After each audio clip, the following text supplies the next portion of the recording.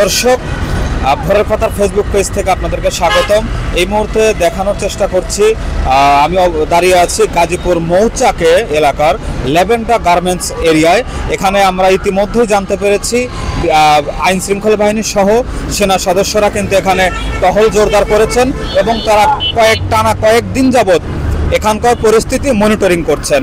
আপনারা জানেন গত কয়েকদিন আগে ল্যাভেন্ডা গার্মেন্টস বন্ধ হয়েছিল এবং গার্মেন্টসটি খোলার জন্য মহাসড়ক অবরোধ সহ আইন শৃঙ্খলা বাহিনীর সাথে দফায় দফায় সংঘর্ষ হচ্ছিল গার্মেন্টস শ্রমিকদের।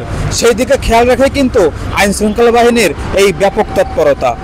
আমরা আইন শৃঙ্খলা বাহিনীর সূত্রে জানতে পেরেছি এই তৎপরতা তারা কয়েকদিন যাবৎ মনিটরিং রেখেছেন এবং আরও কয়েকদিন টানা চলবে, যতক্ষণ পর্যন্ত এই এলাকার বা এই ল্যাভেন্ডা গার্মেন্টস ফ্যাক্টরির যতক্ষণ পর্যন্ত আইন শৃঙ্খলা স্বাভাবিক পর্যায়ে ফিরে না আসে ততক্ষণ পর্যন্ত এই মনিটরিং তারা করবেন।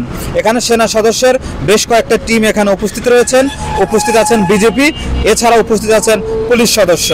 আমাদেরকে জানানো হয়েছে প্রয়োজনে আরও মোতায়েন বাড়ানো হবে, তারপরেও আইন শৃঙ্খলা বাহিনী তাদের পরিস্থিতি নিয়ন্ত্রণে রাখবে। এই ছিল গাজীপুরের ল্যাভেন্ডা গার্মেন্টস থেকে সর্বশেষ পরিস্থিতি। মেহেদি হাসান, গাজীপুর থেকে ভোরের পাতা।